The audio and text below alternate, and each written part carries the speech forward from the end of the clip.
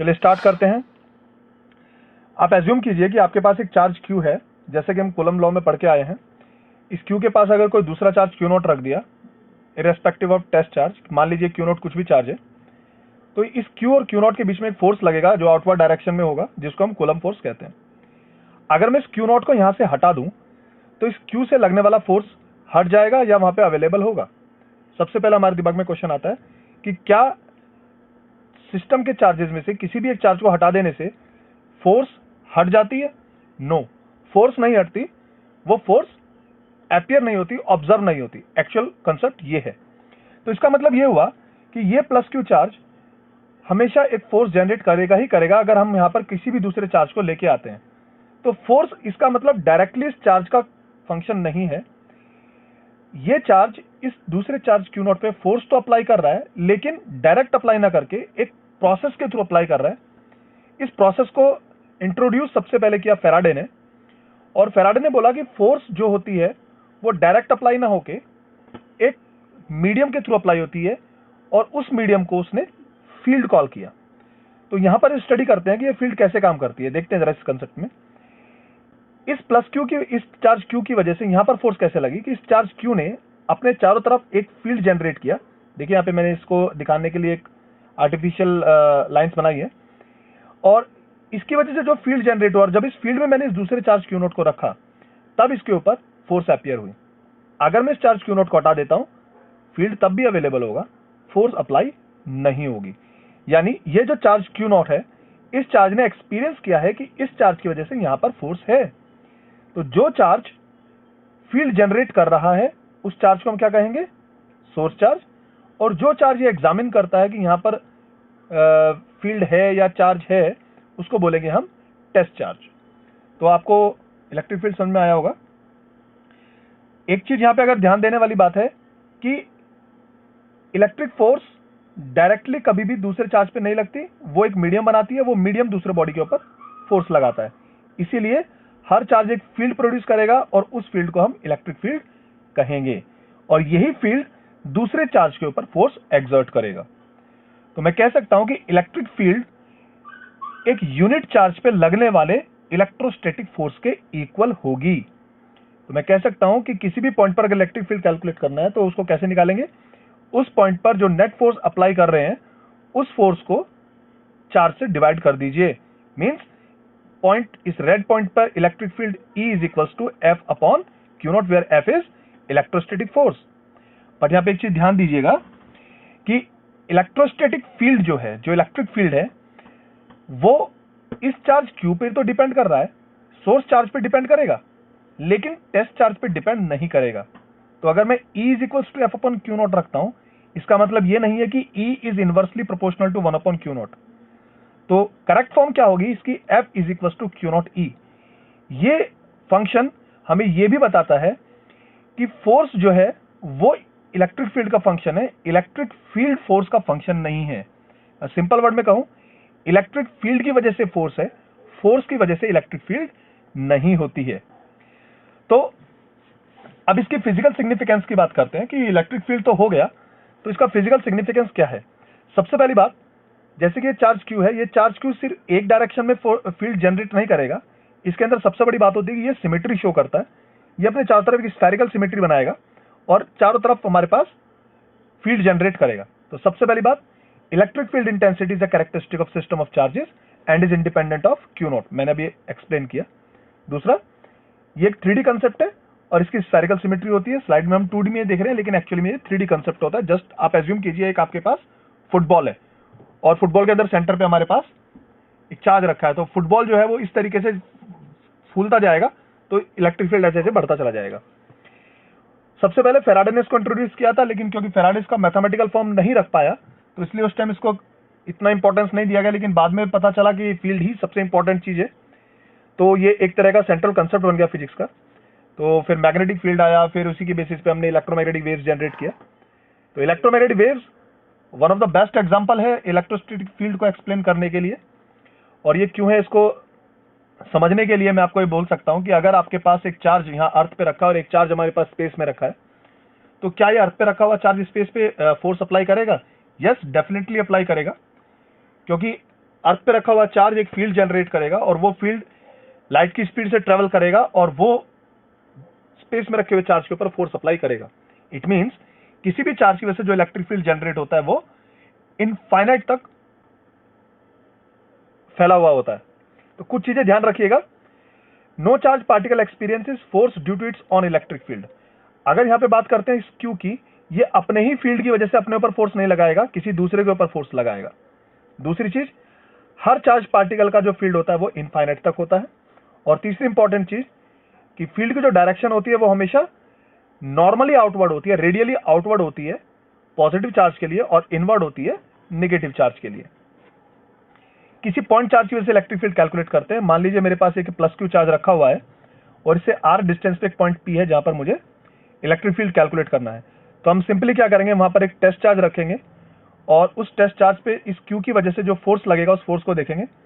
ये फोर्स हमेशा आउटवर्ड काम करेगा क्योंकि टेस्ट चार्ज को हम पॉजिटिव लेते हैं, कन्वेंशनली पॉजिटिव होता है।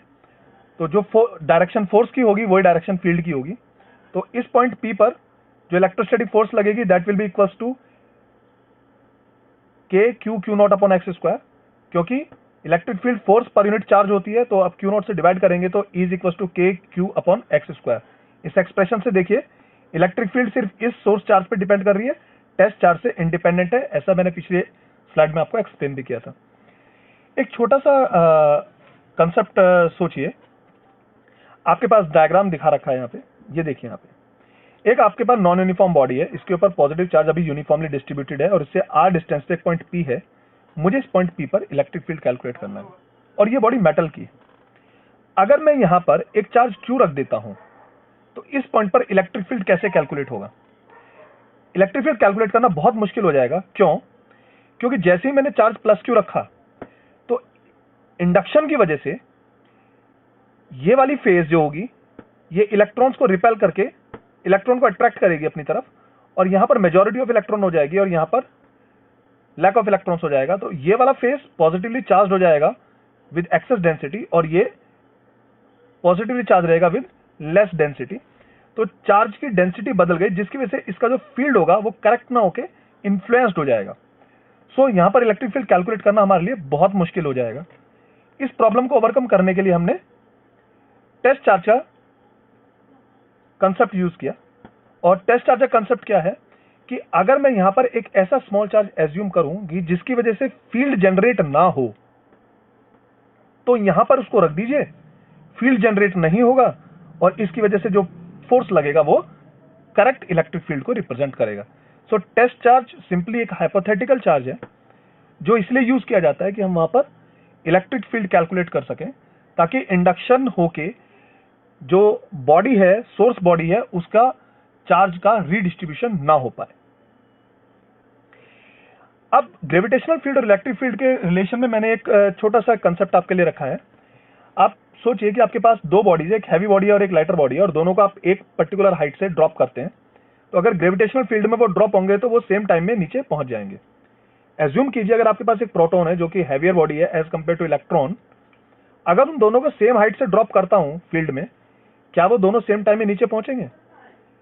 इसको सोचिए और अपना जो आंसर है उसको कमेंट में लिखिएगा और मैं आगे आने वाले वीडियोस में मैं इसको एक्सप्लेन करूंगा। अब बात करते हैं इलेक्ट्रिक लाइंस ऑफ फोर्स की। अब इलेक्ट्रिक फील्ड हमने कैलकुलेट की, इलेक्ट्रिक फील्ड को रिप्रेजेंट कैसे करते हैं? इलेक्ट्रिक फील्ड को रिप्रेजेंट करने के लिए हमने इलेक्ट्रिक लाइंस ऑफ फोर्स बनाई है या इलेक्ट्रिक फील्ड लाइंस बनाई है। यहां पर देखिए ये एक चार्ज है, इसकी वजह से इलेक्ट्रिक फील्ड जो होगा, क्योंकि एक वेक्टर क्वांटिटी है तो वेक्टर क्वांटिटी है तो वो रेडियली आउटवर्ड काम करेगा इस तरीके से। और जो सबसे पहला वेक्टर होगा थोड़ा लेंथी है, उसके बाद थोड़ा कम, उसके बाद थोड़ा कम। It means magnitude of vector represent length of vector represent magnitude. तो आप देख रहे हैं कि धीरे धीरे मैग्नीट्यूड रिड्यूस हो रहा है। इट मींस चार्ज के पास फील्ड सबसे ज्यादा होता है और जैसे जैसे हम दूर जाते हैं फील्ड कम होता चला जाता है। इसका मतलब फील्ड जो होता है वो कांस्टेंट नहीं होता, यूनिफॉर्म नहीं होता, वेरी करता है। तो magnitude of electric field intensity ये फील्ड लाइंस की डेंसिटी को रिप्रेजेंट करता है। जिस जगह पे जितनी ज्यादा फील्ड लाइंस होगी वहां पर उतना स्ट्रॉन्ग इलेक्ट्रिक फील्ड होगा और जहां पर फील्ड लाइंस कम होंगी वहां पर इलेक्ट्रिक फील्ड वीक होगा।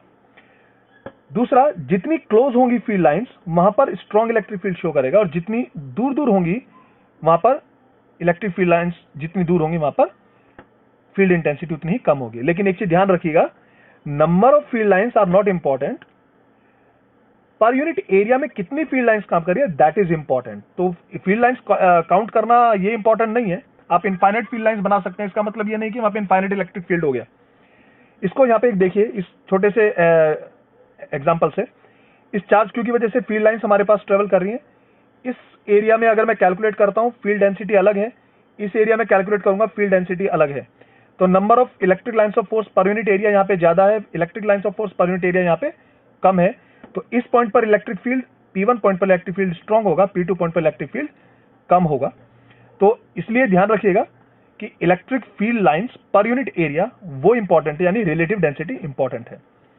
फेराडे ने इनको लाइंस ऑफ फोर्स कहा था, लेकिन अगर हम मैग्नेटिक फील्ड में जाते हैं तो वहां पर अगर मैं इसको मैग्नेटिक लाइंस ऑफ फोर्स कहूंगा तो इट मींस ये मैग्नेटिक लाइन जिस तरफ होगी उसी तरफ फोर्स होगी, पर मैग्नेटिज्म में ये करेक्ट नहीं है। इसलिए बेटर है कि आप इसको लाइंस ऑफ फोर्स ना कह के फील्ड लाइंस कॉल करें। एक पॉजिटिव चार्ज की वजह से, पॉजिटिव चार्ज के सिस्टम की वजह से फील्ड लाइंस मैंने यहाँ पे शो की है, और नेगेटिव चार्ज की वजह से फील्ड लाइंस यहाँ पे शो की है। ध्यान से देखिएगा इनको। इलेक्ट्रिक फील्ड लाइंस की कुछ प्रॉपर्टीज हैं, ये हमेशा कॉन्टिन्यूस स्पेस कर्व होती हैं, मींस ब्रेक नहीं होंगी कभी भी, हमेशा पॉजिटिव चार्ज से स्टार्ट होती है और नेगेटिव चार्ज की तरफ जाती हैं, आप देखिए यहाँ पे। तीसरा, ये कभी भी क्लोज्ड लूप नहीं बनाएंगी कि मींस प्लस से क्यू गई और प्लस से क्यू गई। अगर क्लोज लूप होता तो प्लस से क्यू फिर माइनस क्यू से फिर वापस प्लस क्यू आती। और ये बहुत ही इंपॉर्टेंट है कि क्लोज लूप क्यों नहीं बनाती, आगे डिस्कस करेंगे। किसी भी फील्ड लाइन पर जो टेंजेंट हम ड्रॉ करेंगे वो उस पर इलेक्ट्रिक फील्ड की डायरेक्शन शो करेगा, और अगर दो फील्ड लाइंस आपस में इंटरसेक्ट करेंगी तो वहां पर दो डिफरेंट डायरेक्शन होगी, जो कि यूनिक इलेक्ट्रिक फील्ड की कंडीशन को वायलेट कर देगा। इसलिए टू इलेक्ट्रिक फील्ड लाइंस कभी भी आपस में इंटरसेक्ट नहीं करती। और तीसरी, इलेक्ट्रिक फील्ड लाइंस हमेशा सरफेस के नॉर्मल होती है, परपेंडिकुलर होती है। कोई भी कंडक्टर को उसके परपेंडिकुलर इलेक्ट्रिक फील्ड लाइंस होती है, कभी भी आप उसको आप टेंजेंशियल नहीं बनाएंगे, हमेशा परपेंडिकुलर बनाएंगे।